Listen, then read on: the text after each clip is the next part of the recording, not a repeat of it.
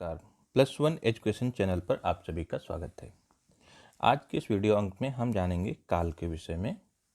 काल अर्थात समय, इंग्लिश में इसको कहते हैं टेंस। तो काल की जब बात की जाए तो सबसे पहले तो लगता है लोगों को कि बहुत आसान है, 3 काल होते हैं, हमको आते हैं। लेकिन जब परीक्षा में प्रश्न आता है काल से संबंधित तो वो काल, ये आप जो पढ़ लेते हो, भूतकाल, वर्तमान काल, भविष्यकाल, यहाँ अंदर से पूछा जाता है। जब भूतकाल के भेद पूछे जाते हैं, वर्तमान काल के भेद और भविष्य काल के भेद से प्रश्न निकल के आते हैं तो समस्या तब आती है। आज इस अंक में हम इसी के विषय में विस्तृत चर्चा करेंगे। काल क्या है? तो काल को अगर हम कहें समय है। काल कैसे पता चलता है? क्या कोई वाक्य लिखा है उसमें से हम कोई पद देखकर, कोई शब्द देखकर बता सकते हैं कि ये काल कौन सा है? तो ऐसा नहीं होता। काल जो है वो क्रिया के द्वारा निर्धारित किया जाता है। कार्य, व्यापार, समय, पूर्ण अपूर्ण अवस्था, जो क्रिया का रूपांतरण है उससे हम काल को निर्धारित करते हैं। तो हम कह सकते हैं कि काल क्रिया का एक प्रमुख घटक है। और काल का अर्थ क्या होता है? समय, वो आपको बताया जा चुका है। तो परिभाषा की बात अगर आए तो हम परिभाषा देख लेते हैं सबसे पहले कि इसकी परिभाषा क्या होगी। क्रिया के जिस रूप से उसके होने के समय का बोध होता है, देखिए समय आया यहाँ पे, उसे काल कहते हैं। दूसरी परिभाषा भी है, काल क्रिया का वह रूप है जिससे उसके करने या होने के समय तथा पूर्णता अथवा अपूर्णता का ज्ञान होता है। ये भी एक परिभाषा है। एक और भी परिभाषा बन सकती है, काल क्रिया के उस रूपांतरण को कहते हैं जिससे क्रिया के व्यापार और उसकी पूर्ण अथवा अपूर्ण अवस्था का बोध होता है। तो तीनों परिभाषाएं हैं, शब्दों में थोड़ा सा हेरफेर है, लेकिन शब्दों का अर्थ एक ही निकल के आ रहा है कि क्रिया के व्यापार, पूर्ण अपूर्ण अवस्था का बोध होता है, उसको हम काल कहते हैं। जैसे श्याम स्कूल जाता है, अगर क्रिया यहाँ पे जाना है उस पर हम ध्यान दें तो क्रिया चल रही है, वर्तमान में जाता है ना। फिर दूसरा है श्याम स्कूल गया था, यानी ये पूर्ण हो चुका है, वर्तमान में नहीं है, ये भूतकाल में है और ये कार्य संपन्न हो चुका है, तो इसको हम कहते हैं पास्ट। श्याम स्कूल जाएगा, भविष्य की बात की जा रही, अभी वो गया नहीं है, आगे जाएगा, अभी काम पूर्ण नहीं हुआ है। तो इसी आधार पे काल के भेद जो हैं वो 3 बन जाते हैं, भूतकाल, वर्तमान काल और भविष्यकाल। भूतकाल पे अब हम लोग चर्चा करेंगे। भूतकाल क्या है? जो समय बीत चुका है उसे भूतकाल कहते हैं, बीता हुआ समय। या हम इसको और परिभाषिक शब्दों में अच्छे से कहें तो जिससे क्रिया के व्यापार की समाप्ति का बोध हो। समाप्त मतलब काम खत्म हो चुका है, उसे भूतकाल कहते हैं। एग्जाम्पल में देखिए, मोहन स्कूल गया था, वह मेरे घर आया था। तो इसको भूतकाल के भेद के विषय में अब हम बात करेंगे। भूतकाल के 6 भेद होते हैं, सामान्य भूतकाल, आसन्न भूतकाल, पूर्ण भूतकाल, अपूर्ण भूतकाल, संदिग्ध भूतकाल और छठा और अंतिम होता है हेतु हेतु मद भूतकाल। अब ये जो परिभाषिक शब्द हैं इनका भी अपना मतलब होता है। आसन्न का क्या मतलब है अभी हम जब इस पे आएंगे बताएंगे, और हेतु हेतु का क्या मतलब है इसको भी बताया जाएगा। तो सबसे पहले एक एक कर हम लेते हैं सामान्य भूतकाल। सामान्य भूतकाल बाकियों से कैसे अलग है इसके विषय में हम सबसे पहले जानेंगे। तो सामान्य शब्द लगा है, इसका मतलब क्या है? निश्चित या विशेष काल की जानकारी हमको नहीं होती, ये सबसे महत्वपूर्ण बात होती है इसमें। तो अब हम पारिभाषिक शब्दों में देखेंगे इसको, जिससे क्रिया के व्यापार की बीते हुए समय में समाप्त होने की सामान्य सूचना मिलती है, किंतु निश्चित या विशेष काल में होने की जानकारी नहीं मिलती, उसे हम सामान्य भूतकाल कहते हैं। मतलब ये है कि काम कब हुआ, भूतकाल है तो काम तो हो चुका है बीते हुए समय में, लेकिन कब हुआ, 1 घंटे पहले हुआ, 2 घंटे पहले हुआ, 2 दिन पहले हुआ, इसकी जानकारी आपको नहीं मिलेगी। देखिए जैसे है राम ने आम खाया, कब खाया। आप अगर ये प्रश्न इसमें से उठा देते हैं तो इसका आपको आंसर नहीं मिलेगा। कितनी देर पहले खाया ये हमें इस वाक्य से पता नहीं चल पा रहा है, इसीलिए हम इसको कहते हैं सामान्य भूतकाल। ठीक है। अब इस एग्जाम्पल को राम ने आम खाया, ध्यान रखिएगा ये एग्जाम्पल मैं आगे सभी में लेकर चलूँगा और इससे आसानी से आप समझ सकते हो कि क्या अंतर होता है। देखिए अच्छे से देख लीजिए, राम ने आम खाया, खाया, ठीक है ना। अब इसी को आसन्न भूतकाल में जब हम बदलेंगे तो क्या अंतर आ जाएगा, ये बहुत खास बात है। तो आसन्न का मतलब हमने कहा था, पहले हम जानेंगे। आसन्न का मतलब होता है निकट या समीप, पास बैठा हुआ, या समीप बैठा हुआ, यानी क्रिया के समीप जो बैठा हुआ है, ये काम जो है अभी अभी पूर्ण हुआ है। आसन्न में क्या होता है, काम अभी अभी पूर्ण हुआ है, क्रिया अभी अभी पूर्ण हुई है, तो वहाँ पे हम कहते हैं आसन्न भूतकाल। डेफिनेशन में देख लेते हैं, जिस काल से यह ज्ञात होता है कि क्रिया कुछ ही देर पहले मतलब अभी अभी समाप्त हुई है। आपको अगर कोई ऐसा सेंटेंस मिल जाता है यहाँ पे अभी से संबंधित या इससे आसपास में कोई शब्द है तो तुरंत वहाँ पे आप आसन्न भूतकाल कह सकते हो, अगर क्रिया बीते हुए वक्त में हुई है तो इसमें अब देखिए वो एग्जाम्पल हम फिर से ले रहे हैं।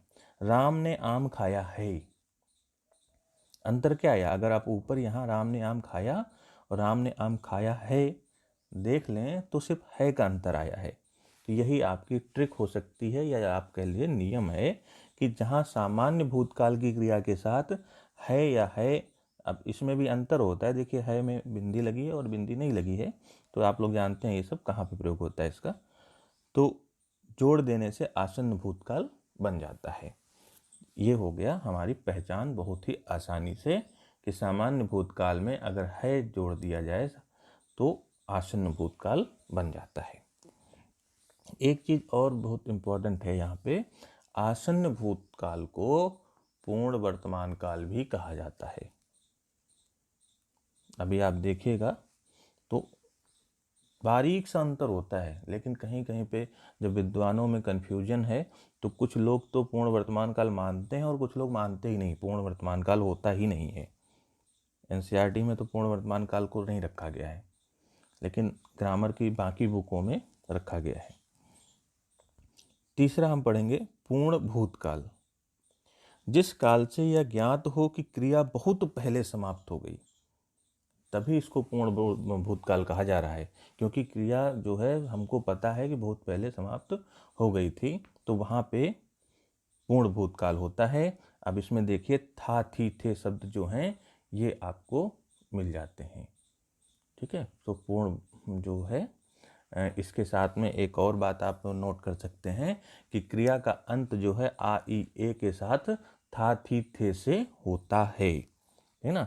आ जैसे देखिए खाया, आ बोल रहा हूँ ना मैं, तो खाया में आ लगा हुआ है और इसके साथ में था आ गया, तो इसका आप अलग से कॉपी में एक नोट भी बना सकते हैं कि क्रिया का अंत आ ई के साथ था थी थे से होता है, वहाँ पे पूर्ण भूतकाल होगा। राम ने आम खाया था, वही एग्जाम्पल लेके चल रहे हैं। देखिए यहाँ था आ गया, पूर्ण भूतकाल हो गया। अपूर्ण भूतकाल, जिस काल से यह ज्ञात हो कि क्रिया भूतकाल में प्रारंभ हुई परंतु उसकी पूर्णता की जानकारी नहीं मिले, उसे अपूर्ण भूतकाल कहते हैं। यानी क्रिया बीते समय में जारी रहने का उसमें बोध हो, अपूर्ण भूतकाल कहलाते हैं। अब सेम एग्जाम्पल लेकर चलेंगे, देखिए क्या अंतर आ जाता है और कैसे पहचानेंगे, इसका नियम क्या है। राम खेल रहा था, अब था शब्द से भूतकाल तो हमें पता चल गया कि क्रिया जो है भूतकाल में है। खेल रहा था, अब हमको ये नहीं पता चल रहा है कि वो खेल चुका है, घर लौट आया है या अभी भी खेल रहा है, ये बात हमको अब नहीं पता चल पा रही है।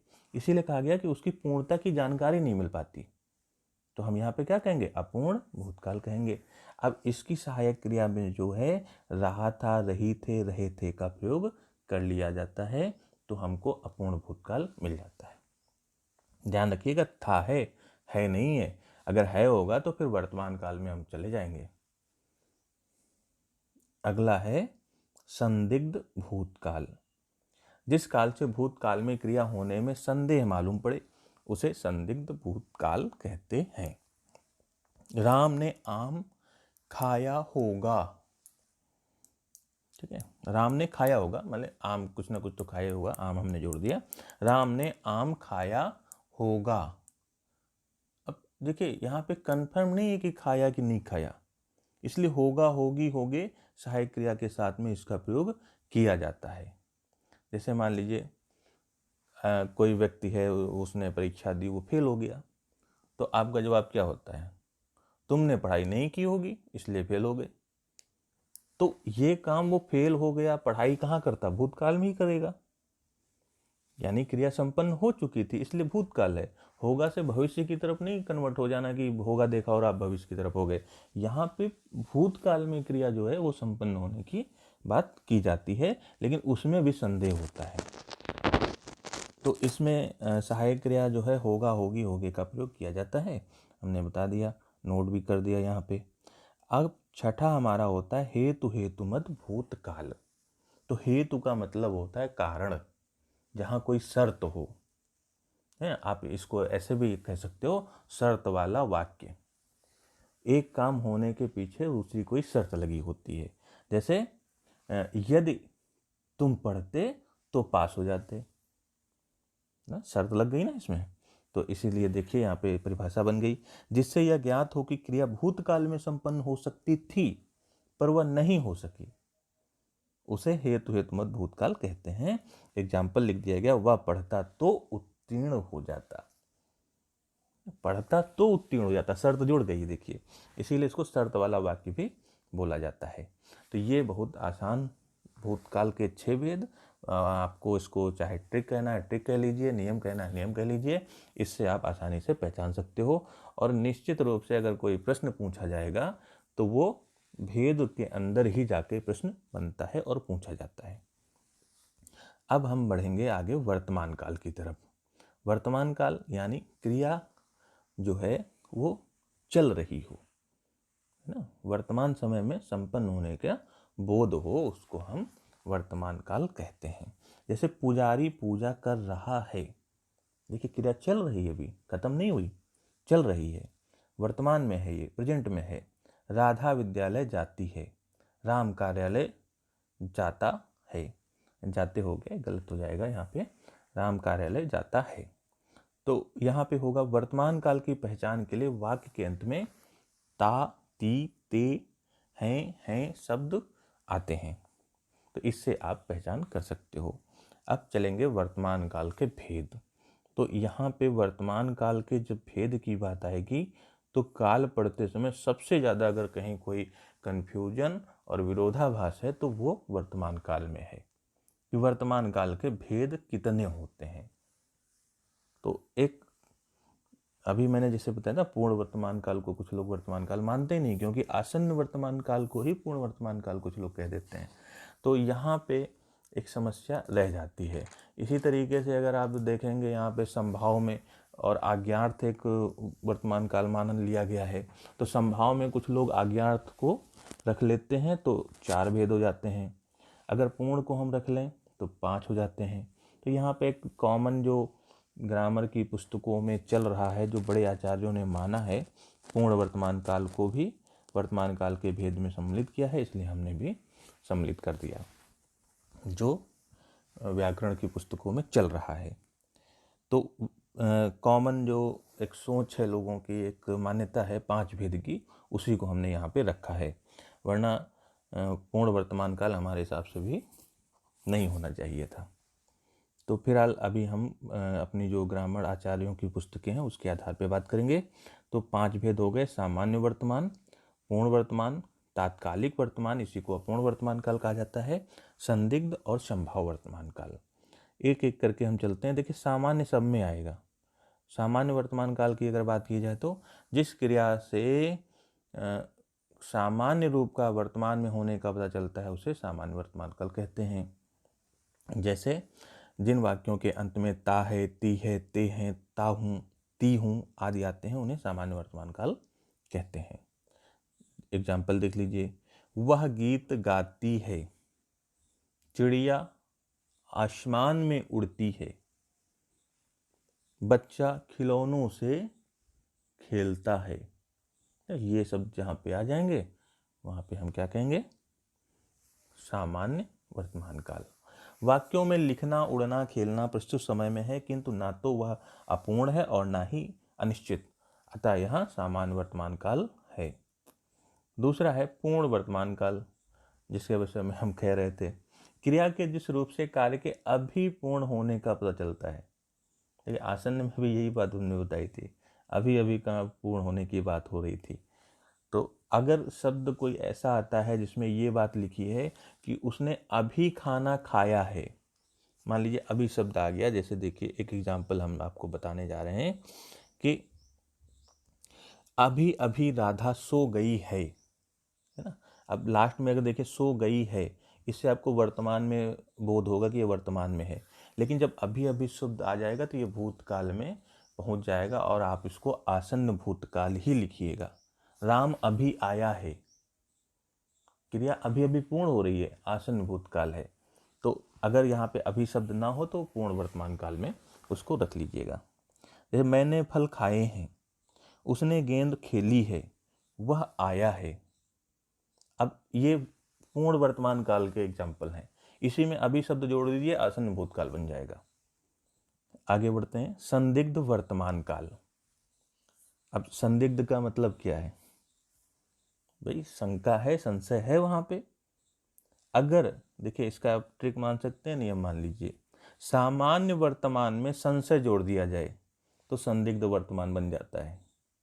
संभाव और संदिग्ध में कंफ्यूजन होगी तो इसको पेन लेकर अभी यहीं से नोट कर सकते हैं। संदिग्ध वर्तमान सामान्य वर्तमान से जुड़ा है और संभाव जो है वो अपूर्ण वर्तमान से जुड़ा है। ये बात अगर कॉपी में नोट कर लेंगे तो फिर प्रॉब्लम नहीं आएगी। देखिए सामान्य वर्तमान का कोई एग्जाम्पल लीजिए, मान लीजिए एक एग्जाम्पल हमने ले लिया, राम अखबार पढ़ता है। अब ये सामान्य वर्तमान का एग्जाम्पल होगा। अब इसी में अगर सहायक क्रिया ता होगा, ती होगी, जोड़ दें तो बन जाएगा संदिग्ध वर्तमान। राम अखबार पढ़ता होगा, संशय में भी आ गया, संदेश में भी आ गया। तो इस तरह से हम इसकी पहचान कर लेंगे।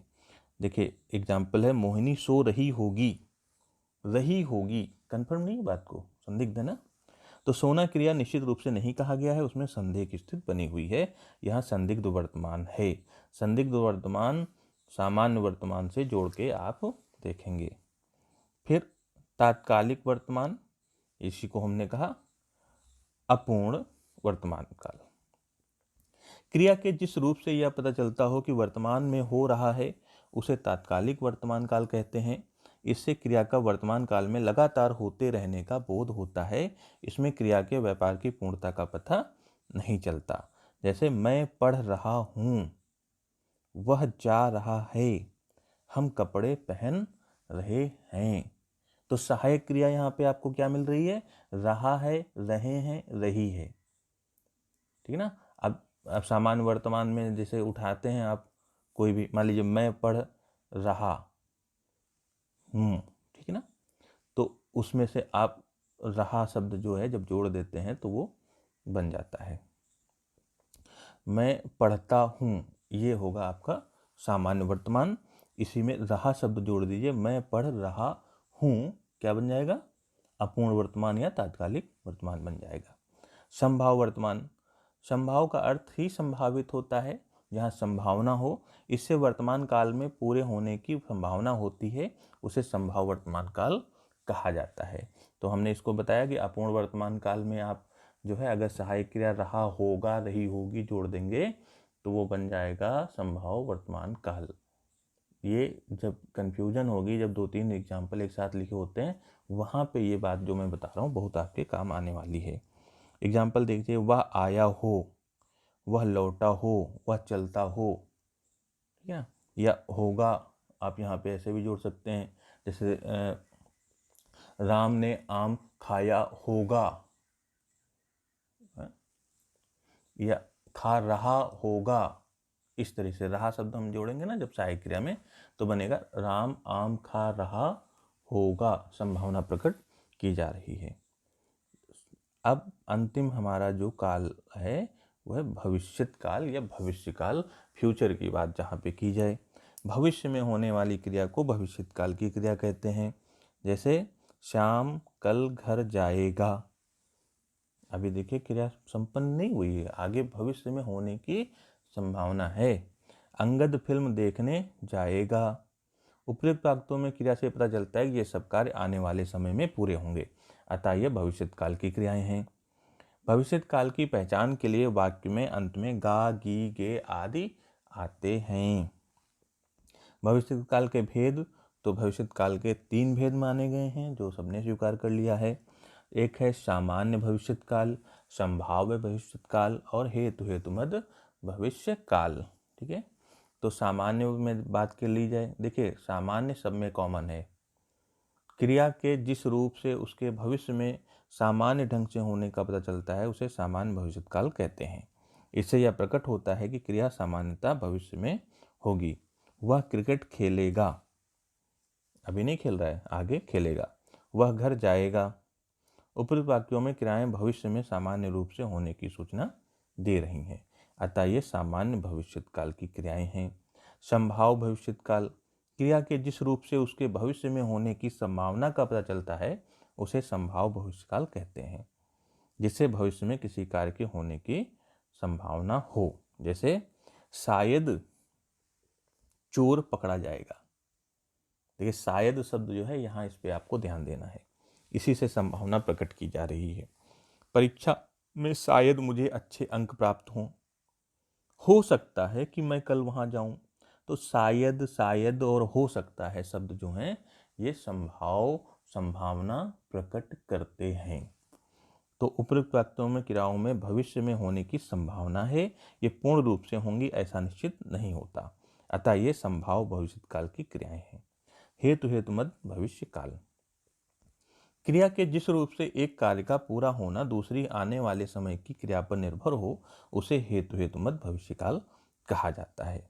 जैसे वह आए तो मैं जाऊं, कंडीशन लगी है, शर्त लगी है ना।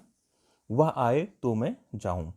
वह कमाए तो मैं खाऊं, जो कमाए सो खाए।